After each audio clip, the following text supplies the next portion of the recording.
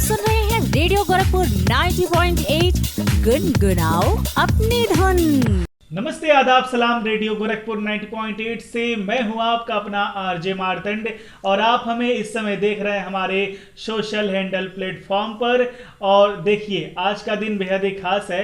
सबसे पहले तो मैं आप सभी का स्वागत करना चाहता हूं हमारे आज के खास प्रोग्राम हेल्थ ओके में, यानी कि हेल्थ ओके तो सब कुछ ओके। और हेल्थ ओके कार्यक्रम के अंतर्गत आज हम चर्म रोग विशेषज्ञ डॉक्टर कर्नल भारत भूषण जी से बात करेंगे। भारत भूषण जी के आगे आपने सुना कि कर्नल लगा हुआ है। कर्नल का अर्थ यह है कि जो सर आज हम सबके बीच मौजूद हैं वो सेना से रिटायर्ड एक मेडिकल ऑफिसर हैं। तो सबसे पहले तो सर का मैं बहुत बहुत स्वागत करना चाहूँगा और यह जानना चाहूँगा कि सर, मेडिकल की शिक्षा प्राप्त करने के बाद आप सेना कब ज्वाइन किए और सेना से रिटायर्ड होने तक का अब तक का आपका सफ़र कैसा है? नमस्कार, मैं doctor colonel Bharat Bhushan, skin specialist.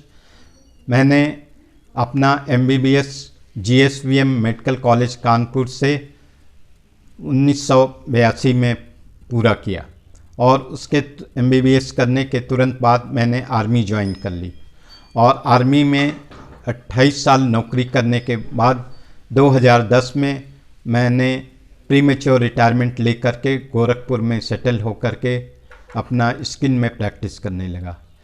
Army का सफ़र मेरे लिए बहुत ही अच्छा रहा हर तरह से। आर्मी की लाइफ सबसे अच्छी लाइफ मैं मानता हूँ, क्योंकि वहाँ पे आप डिसिप्लिन में रहते हैं, आपका वर्क कल्चर बहुत बढ़िया होता है और हर एक चीज़ का डेवलपमेंट होता है। और इसमें आर्मी की लाइफ में एडवेंचर भी होता है और आप नए नए काम भी करते हैं, नए नए जगह जाते हैं और अपने जवानों के साथ आप रहते हैं और देश की सेवा भी करते हैं। जो जवान बॉर्डर पे रहते हैं उनकी भी देखभाल करते हैं, जब आप हॉस्पिटल में रहते हैं तो उनकी हॉस्पिटल में सेवा करते हैं। इस तरह से आपस में आर्मी में रहते हुए फैमिली इंटरेक्शन भी बहुत बढ़िया होता है और पूरे देश को आप देख सकते हैं। वाकई सर, आप बहुत ही अच्छा आपने काम किया है आर्मी में। जैसा कि आपने बताया, सेवा परमो धर्म, जैसा कि हम सभी जानते हैं, और आपने देश के जवानों के बीच में रह करके काम किया और आप गोरखपुर में हम सबके आम नागरिकों की सेवा कर रहे हैं अपने मेडिकल के क्षेत्र में। तो बहुत बहुत धन्यवाद सर, बहुत ही अच्छा कार्य आपके द्वारा है। सर, आप चर्म रोग विशेषज्ञ हैं, तो सबसे पहला सवाल चर्म रोग से संबंधित कि चर्म रोग में कौन कौन सी कॉमन डिजीज जो है कि शामिल है, कौन कौन सी मुख्य बीमारियां हैं चर्म रोग से संबंधित? चर्म रोग में बहुत सारी कॉमन बीमारियां हैं, जैसे पूर्वांचल के लिए सफ़ेद दाग, जुल्फुत्ती या एलर्जी की बीमारी, चेहरे में झाइयाँ पड़ जाना, झुर्रियाँ पड़ जाना, मुहासे, फंगल इन्फेक्शन, सोरियासिस और इस तरह से कई बीमारियां होती हैं जो आपको परेशानियों में डालती हैं। और कई बीमारियों का काफ़ी अच्छा इलाज भी अब होने लगा है। जो पहले ही बीमारियां लाइलाज या बहुत ही मुश्किल से ठीक होती थीं, लेकिन अब स्किन में डेवलपमेंट होने के कारण अब इन बीमारियों को अच्छी तरीके से हम लोग हैंडल कर सकते हैं। जी सर, आपने चकत्ता और गुलफत्ती का जिक्र किया इस कॉमन डिजीज के बीच में, तो मैं आपसे जानना चाहूँगा कि ये रोग है क्या? क्योंकि सुनने को बहुत मिलता है ग्रामीण इलाकों में भी, शहरी इलाकों में भी, लेकिन खासकर ग्रामीण क्षेत्रों में कि चकत्ता हो गया है, महिलाओं में भी, युवाओं में भी, पुरुषों में भी। तो मैं आपसे जानना चाहूँगा कि ये कॉमन बीमारी चकत्ता है क्या? चकत्ता जैसे लोगों कहते हैं कि ये जो मरीज है उसकी चमड़ी लाल रंग के उसमें चकत्ते पड़ जाते हैं जी, लेकिन ये चकत्ते परमानेंट नहीं होते। ये 24 घंटे के अंदर या कुछ समय के बाद ये ख़त्म हो जाते हैं, लेकिन कई मरीजों में ये बार बार होता रहता है, एक बार नहीं कई बार होता रहता है। जैसे कुछ मरीजों में ये कुछ दिनों के बाद ख़त्म हो जाता है।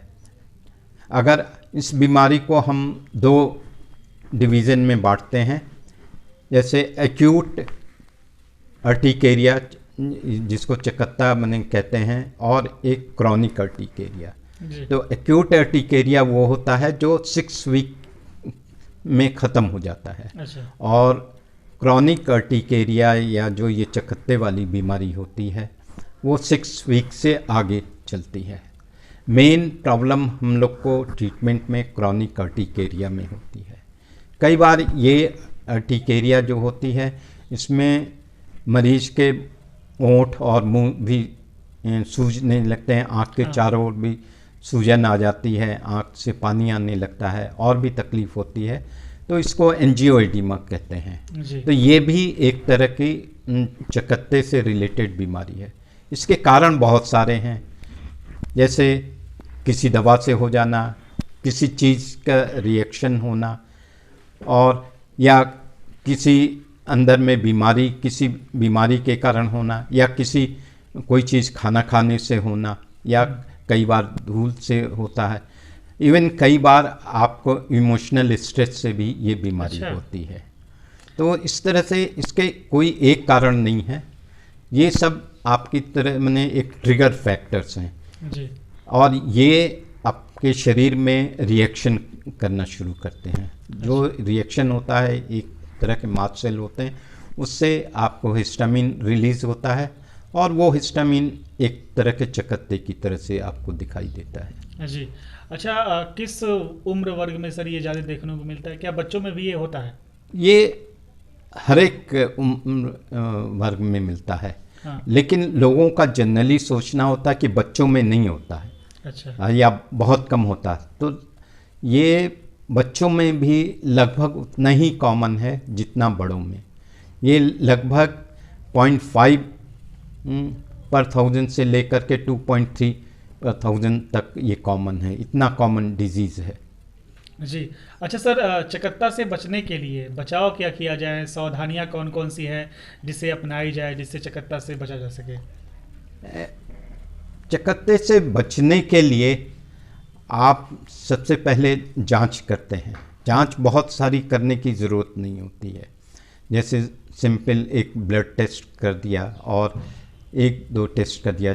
जैसे लोग एलर्जी टेस्ट और इस तरह के हाँ। टेस्ट करवाते हैं, वो कोई फ़ायदेमंद नहीं होता। जी। ये मेरा एक कहना है कि इस बीमारी में कई लोग तरह तरह के टेस्ट करवाते हैं और निकलता कुछ नहीं है, क्योंकि इस बीमारी में जनरली बहुत जो क्रॉनिक ये चकत्ते वाली बीमारी होती है, इसमें आपको कॉज नहीं मिलता है क्या क्यों होता है। तो उसमें आपके जो ट्रिगर्स जो मैंने बताए, हो सकता है किसी फूड से, किसी दवा से, किसी आपके स्ट्रेस से, आपके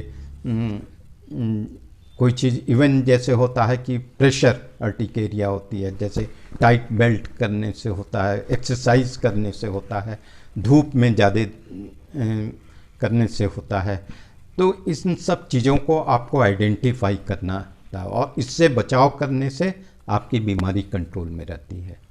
और अगर आपकी बीमारी केवल इन ट्रिगर्स से नहीं कंट्रोल होती है तो आपको दवा लेनी होती है।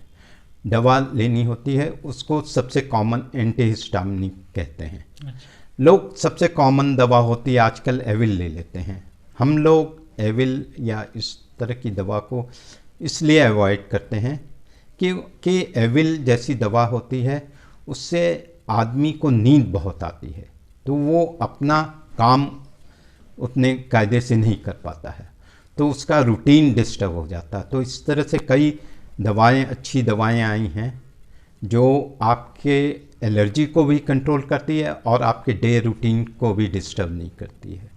डे रूटीन जैसे सेकेंड जनरेशन एंटीहिस्टामिनिक्स होती हैं, जैसे आपका फेक्सोफेनाडिन हुआ, बेलास्टीन हुआ, ये डेस्लोरेटिडिन हुआ, ये दवाएं हम लोग यूज़ करते हैं, न कि एविल या इस तरह की दवाएं। और इससे आदमी का रूटीन भी ठीक रहता है और एलर्जी भी कंट्रोल होता है। लेकिन साथ में मैं ये भी बताना चाहता हूँ कि ये नहीं होता है कि इस एलर्जी में कि आपने दवा खाई, दवा खाया और 2 दिन के बाद दवा बंद कर दिया। आपको इसको कुछ दिनों तक कंटिन्यूस होता है, जब तक आपकी एलर्जी पूरी तरीके से ख़त्म ना हो जाए तब तक आपको दवा खानी होती है। जी जी। क्योंकि ये दवाएं उतनी नुकसान भी नहीं करती हैं और लॉन्ग टर्म आप यूज़ कर सकते हैं। यानी पूरा कोर्स पूरा करना पड़ता है हमें। हाँ, जो दवाई कोर्स मुझे से डॉक्टर इस तरह से कि आपका रिकरेंस ना हो, बीमारी का रिकरेंस ना हो। इस बीमारी में लोग 15 दिन में भी ठीक हो जाते हैं, 15 हफ्ते भी लग जाते हैं, 3 महीने भी लग जाते हैं, 6 महीने भी लग जाते हैं, साल भी लग जाता है, 5 साल भी लग जाता है, 15 साल भी लग सकता है, 25 साल भी हो सकता है जी। और कई बार इन दवाओं से भी नहीं कंट्रोल होते हैं तो कई और दवाएं यूज़ करते हैं, जैसे साइक्लोस्पोरिन और मिथोट्रेक्सेट, इस तरह की दवाएं यूज़ करते हैं। जी। तो यानी कि सर जो आपने बताया कि जो बचाव, जो सावधानियां अगर हम अपनाएं तो चकत्ता जैसी बीमारियों से बच सकते हैं, और जैसा डॉक्टर परामर्श दें वैसे ही दवाओं का हमें सेवन करना चाहिए और पूरे कोर्स को पूरा करना चाहिए, तब जाके हमने फॉलो अप में रहना चाहिए, डॉक्टर के फॉलो अप में रहना चाहिए। जी। वो जब आपकी इस तरह की जब क्रॉनिक बीमारियां होती हैं तो आपको अपने ट्रिगर से बचना है, डॉक्टर्स के फॉलो अप पे रखना है। तो उसमें हम लोग कई क्वेश्चनियर्स भी देते हैं कि उसको बीच में, अगर मान लीजिए हमने 1 महीने के बाद बुलाया तो उसमें वो बीच में कितनी बार उसको चकत्ते पड़े, कितने दिन चकत्ते पड़े, उससे उसकी रूटीन लाइफ में कितना डिस्टर्बेंस हुआ, तो इस तरह से क्या सीवियरिटी है डिजीज़ की वो हमको मालूम होती है। तो उससे हम डिजीज़ को मैंने अपने डोज को कम ज़्यादा करने में आसानी होती है। तो चलिए, बहुत अच्छी बात सर आपने की। अच्छा सर, सर्दियों का मौसम शुरू हो चुका है जैसा कि आप देख रहे हैं, और सर्दियों में हम देखते हैं कि जो स्किन्स होती हैं काफ़ी ड्राइनेस आ जाती है, तो इससे बचने के लिए क्या उपाय करें सभी हमारे दोस्त जो देख रहे हैं? सर्दियों में ड्राइनेस एक बड़ा कॉमन है और ये बच्चों में ड्राइनेस कम होती है, टीनेज में उससे थोड़ा ज़्यादा होती है, उससे बड़े उम्र में थोड़ा ज़्यादा होती है, ओल्ड एज में बहुत ज़्यादा होती है क्योंकि सीबम प्रोडक्शन कम हो जाता है। अच्छा। और कई बार बच्चों में भी ड्राइनेस बहुत ज़्यादा होती है क्योंकि उनको पर्टिकुलर बीमारी होती है, एटॉपिक डर्मेटाइटिस है, इक्थियोसिस है, जीरोडर्मा होती है। तो इसके लिए सबसे बढ़िया मॉइस्चराइज़र ही सबसे बढ़िया है, और इसमें आप मॉइस्चराइज़र जैसा आपको डॉक्टर बताए जिस तरह का, उस तरह के मॉइस्चराइज़र कई तरह के होते हैं। एक बॉडी के लिए भी होता है, फेस के लिए भी होता है, डिफरेंट, जैसे बच्चे भी एटॉपिक डर्मेटाइटिस हैं उनके लिए मॉइस्चराइज़र डिफरेंट होता है, ओल्ड एज के लिए डिफरेंट होता है। मॉइस्चराइज़र के साथ साथ मैं ये बताऊंगा कि सोप का कम इस्तेमाल करें और इवन नहाने के बाद कोकोनट ऑयल इस तरह का इस्तेमाल करें तो आप वो भी नेचुरल मॉइस्चराइज़र का काम करता है। जी, इस तरीके से हम सर्दियों के ड्राइनेस को कम कर सकते हैं। हाँ। अच्छा सर, आजकल अधिकतर देखने को मिल रहा है कॉमन लोगों में दाद और एलर्जी की काफ़ी शिकायतें हैं, तो इसका प्रमुख कारण क्या है? क्या प्रदूषण है या कोई और? दाद सिंपली आपके हाइजीन से रिलेटेड है। अच्छा। ना आपके खाने से रिलेटेड है ना पोल्यूशन से रिलेटेड है। आपकी हाइजीन अच्छी होगी तो आपको फंगल इन्फेक्शन कभी नहीं होगा। उसके लिए आप अपना कपड़ा, तौलिया, इवन साबुन, अपना स्लीपर ये सब अलग रखिए, और साफ सफाई का विशेष ध्यान दें। और साबुन का इस्तेमाल ज़रूर करें। कई बार लोग कहते हैं कि फंगल इन्फेक्शन हो गया, साबुन नहीं लगाना चाहिए। हाँ सर, ये सुनने को मिलता है। तो आपको साबुन ज़रूर इस्तेमाल कीजिए, नहीं तो फंगल इन्फेक्शन जाएगा नहीं। साथ में आपको फंगल इन्फेक्शन का ट्रीटमेंट भी लेना ज़रूरी है। और एक चीज़ और मैं अंत में कहना चाहूँगा कि मेडिकल स्टोर से लोग स्टेरॉयड या steroid mix anti fungal tube लेते हैं। हाँ। उससे बीमारी और ख़राब हो जाती है, और उसके साथ साथ जो चमड़ी होती है वो स्टेरॉयड के कारण पतली और कमज़ोर हो जाती है। तो आपकी एक तो बीमारी फंगल इन्फेक्शन की दब गई, दूसरी आपकी चमड़ी पतली हो गई तो वो और ऑटोमेटिक परमानेंट डैमेज हो जाती है। तो डबल आपका नुकसान हो जाता है। तो जहाँ तक है आप स्टोर से दवा न लेकर के आप किसी भी क्वालिफाइड डॉक्टर से लेकर के एंटी फंगल दवा का ट्रीटमेंट लें और जो कोर्स बताए और अपने हाइजीन को मेंटेन रखें। चलिए, ये तो बहुत अच्छी बात आपने सर की, क्योंकि अधिकतर लोग देखते हैं कि मेडिकल और डॉक्टरों से परामर्श ना लेकर के जनरली स्टोर से खरीदते रहते हैं और दाद होता है, ख़त्म भी होता है, फिर बढ़ने लगता है वो। तो ये कॉमन है, ये बहुत देखने को मिलता है। अच्छा सर, बहुत अच्छी बात आपने हमारे समस्त दोस्तों को सबको बताई। मैं आपसे अंत में ये जानना चाहूँगा और ख़ासकर आप हमारे समस्त दोस्तों को बताएं कि और कौन कौन से उपाय किए जाएं जिससे चर्म रोगों से बचा जा सके, खुद का ध्यान रखा जा सके।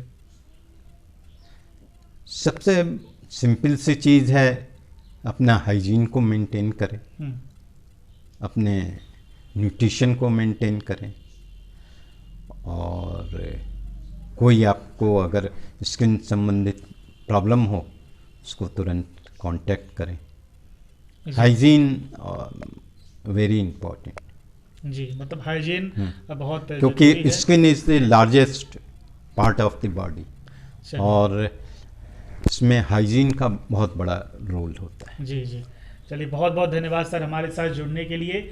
तो दोस्तों, ये थे डॉक्टर कर्नल भारत भूषण जी, चर्म रोग विशेषज्ञ, जिन्होंने इतना बखूबी तरीके से हमारे खास प्रोग्राम हेल्थ ओके के अंतर्गत बताया कि किस तरीके से चर्म रोगों से हम तमाम सावधानियां और बचाव को अपना करके इससे बच सकते हैं। तो जल्दी मुलाकात होती है हेल्थ ओके के नए एपिसोड में किसी और शख्सियत के साथ। तो ऐसे ही सुनते रहें, देखते रहें रेडियो गोरखपुर 90.8, गुनगुनाओ अपनी धुन।